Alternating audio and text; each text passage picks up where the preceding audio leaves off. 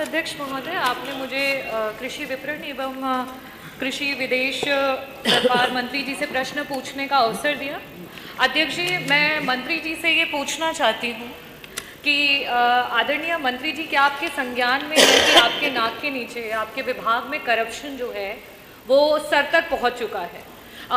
माननीय नरेंद्र मोदी जी के क्षेत्र में, उनके सांसदीय क्षेत्र में बनारस की मंडी में 12 लाख की लागत के रोड के लिए 3 करोड़ 74 लाख का जो है भुगतान कराया गया है। 20 साल की पुरानी जो मंडी में 4 दीवारी निर्मित थी, उसका जो है नव निर्माण दिखा करके भुगतान कराया गया है। उप निदेशक कार्यालय की फॉल सीलिंग बना करके 40 जो है सरिया का भुगतान कराया गया है। 4 लाख का प्रावधान होता है टाइल्स के लिए और वहां पे 34 लाख का भुगतान कराया गया है, जो कि जांच में सिर्फ 2,84,000 तक का काम हुआ है। चिनाई का जो काम है वो 11 लाख के स्थान पर 25 लाख का भुगतान कराया गया है। आप जो पढ़ रही है प्रमाणित है? अध्यक्ष जी, मेरा प्रश्न जो था मंत्री जी से, मैं खुद पूछ रहा हूँ ना, मैं वही पूछ रहा हूँ, वो प्रमाणित है, मैंने पूछा ना। क्योंकि समय बहुत कम है इसलिए मैं शुरू से नहीं बता पाई। मैं बताना चाहती हूँ, मेरा जो प्रश्न था वो मंत्री जी से ये था। मैं प्रमाणित करवा रहा हूँ ना। मेरा जो प्रश्न था वो मंत्री जी से ये था कि मंडी के द्वारा, मंडी विभाग के द्वारा मंडी के रखरखाव के लिए और उसके द्वारा बनाई गई सड़कों के लिए क्या उनकी जिम्मेदारी होती है?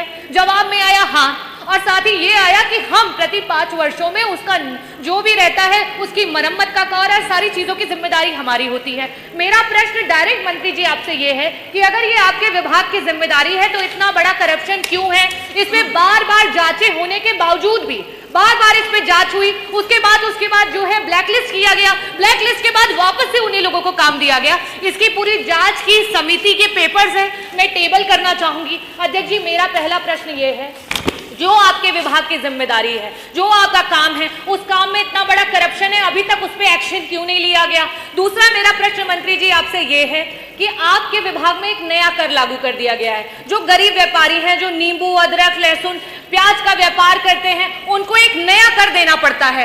पहले क्या होता था, जब उनके पास माल पहुंचता था तब वो कर देना पड़ता था, लेकिन आज जैसे ही उनका माल प्रदेश में एंटर कर जाता है, भले वो प्रदेश में आकर के बाहर दूसरी जगह पहुंच जाए, भले वो उस व्यापारी के पास ना पहुंच पाए, लेकिन उसका कर पहले ही ले लिया जाता है। तो ऐसी स्थिति में इस कर को, क्योंकि विभिन्न राज्यों में, आसपास के राज्यों में ये कर नहीं है, सिर्फ उत्तर प्रदेश में नया ये कर लागू किया गया है, क्या मंत्री जी इसको हटाने का काम करेंगे? और लास्ट में मेरा प्रश्न ये है कि पहले आप इसी का 2 का उत्तर दे दें।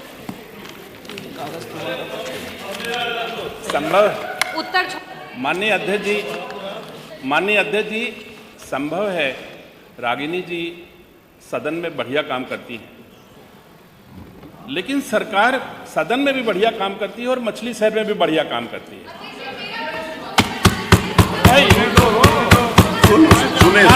माने अध्यक्ष सुनिए ना, अरे आपकी तारीफें तो कर रहे हैं, ज्यादा बोलने का ये आपकी तारीफें तो कर रही हैं। आप बैठिए, आप अरे अच्छी काम कर रही हैं तो बता रही हैं। माननीय अध्यक्ष जी, अरे बैठिए ना, आप बैठिए प्लीज।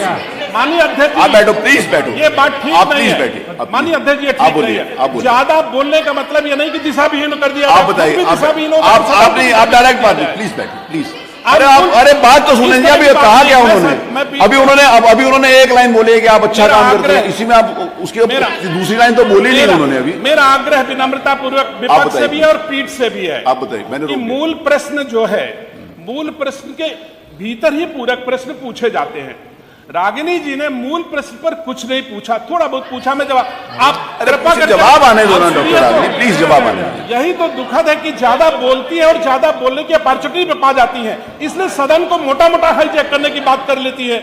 आपको करप्शन का चश्मा लगा हुआ है, राज्य सरकार की सेवाओं वाला चश्मा देखिए आप। मैंने आपकी विधानसभा में जो मछली शहर से चुन करके आती हैं, आपने नहीं देखा होगा, वहां हमने 4 करोड़ 81 लाख 16 हजार की सड़कें बना करके मछली शहर वासियों की सरकार ने सेवा की है। आप कैसी बात, आपको वो नहीं दिखता? आपको फिर कृपा करके खड़ा ना होइए, एक सेकंड जवाब आ जाए। आप बैठिए, आप बैठिए डॉक्टर। देखिए अध्यक्ष जी, मेरी बात बताया, बोलिए डॉक्टर रागिनी प्लीज बैठिए। ये मेरा आग्रह है। जब उन्होंने बात करी तो हमने सुना, भले ही उन्होंने भ्रष्टाचार और झूठ बात कही है, लेकिन मेरा आग्रह, मेरी बात सुनी जानी चाहिए। मैं सत्य है, अरे असत्य मान लीजिए, कमाल जी असत्य मान लीजिए, मैं भी 18 साल का सदस्य हूं, गलतफहमी नहीं, आप प्लीज बताइए, असत्य हो गया। प्लीज। मैं ये कह रहा हूं, रागिनी जी ज्यादा बोल करके हाईजैक करने का काम करती हैं, दिशाहीन कर देती हैं। इसमें कहीं भी नहीं लिखा हुआ है। आप हाईजैक नहीं हुई, प्लीज। तो मैं आ तो रहा हूं, आने तो दीजिए, उनको इतनी अपॉर्चुनिटी मिल गई, मुझे क्यों नहीं? अरे आप बोलिए ना, आप कौन नहीं बोल रहा, आप मैं बोलिए। आपका संरक्षण चाहता हूं, मेरा विषय आने दीजिए। अरे आप बोलो तो सही, यही बोलते रहोगे, बोलो तो सही।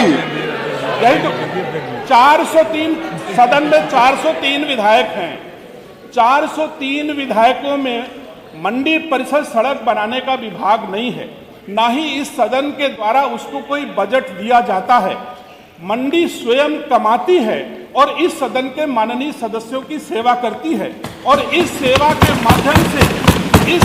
माध्यम से बहन रागिनी की विधानसभा सहित समाजवादी पार्टी और विपक्ष के 90 माननीय विधायकों की विधानसभाओं में मैंने काम किया है। और ये सूची बहन रागिनी के मोबाइल फोन पर भी मैंने व्हाट्सएप किया है, अपने आप देख सकती हैं। पूरे 403 विधानसभाओं की सूची इनके फोन पर है। तो और इसके अलावा 403 में से 364 माननीय विधायकों की मैंने उनके क्षेत्रों में, महोदय आप स्वयं साक्षी हो, मैं आपको साक्षी के रूप में प्रस्तुत नहीं कर रहा हूं।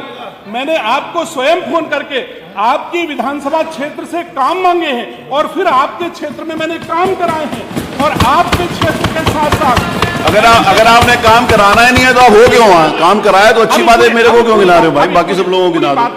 अरे ये इसका क्या मतलब है? आप मेरे को बता रहे हो तो काम कराने के लिए तो बैठे हो वहां। आप समय ना लीजिए, 5 मिनट में समय देता हूं। बताइए। मैं कह रहा हूं, मैंने 283 करोड़ से विपक्ष के नेताओं की क्षेत्रों में काम किया। अपने भारतीय जनता पार्टी और एनडीए के माननीय विधायकों से मांग करके 1200 करोड़ की सड़कें मैंने अपने माननीय विधायकों की सड़कें बनाई, फोन करके किया। और 403 माननीय विधायकों के इतर अगर हम माननीय राज्यसभा, लोकसभा, विधान परिषद और विधानसभा के सदस्यों में जाएंगे तो 500 से अधिक माननीय विधायकों के क्षेत्र में मैंने काम कराया है। 500 से अधिक क्षेत्र में मैंने काम किया।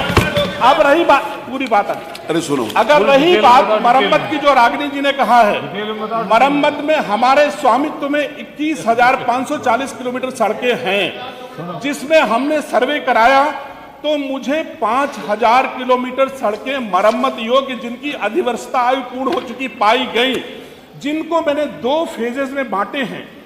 600 करोड़ रुपए मैंने निर्गत कर दिए हैं, जो आधी सड़कें मतलब 2,500 किलोमीटर की सड़कों का मरम्मत इस साल में करा रहा हूं, और 250 अगले साल कर दूंगा।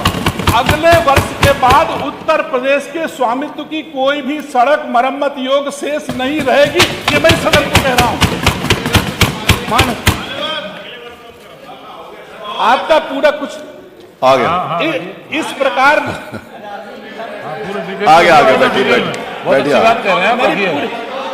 क्यों बैठा रहे हो? पूरी बात नहीं बोलिए भाई साहब, आ गया। आपके पूरे सदन में पूरा कहा, रागिनी सोनकर जी अपना फोन खोलो, और 400 हाउस में फोन खोलने की इजाजत नहीं है। 403 में से मैंने बोलो भाई, 430 में से 364 माननीय विधानसभा के क्षेत्रों में काम पाए जाएंगे। और मैंने मेहनत पर वो भी अपने आप स्वयं फोन करके मैंने मांगा। ये मोदी जी का, मैं आपके नोटों से मेरा कोई मतलब नहीं है, मोदी जी का सबका साथ सबका विकास, आपके चश्मे से मैं विपक्ष का दिखाई देता हूं, लेकिन मैं जो चश्मा लगाए हूं उसमें आपकी क्षेत्र की जनता भी सरकार को देवतुल्य दिखाई देती है, और मैं उसकी सेवा करता हूं। आप अपनी जिम्मेदारी समझे चाहे न जिम्मेदारी समझे, लेकिन सरकार आपके क्षेत्र के किसानों की जिम्मेदारी समझती है। राज्य का किसान हमारी सरकार का सम्मान है, राज्य का किसान हमारी सरकार का स्वाभिमान है, उसके लिए मैं एक एक काम करूंगा। धन्यवाद।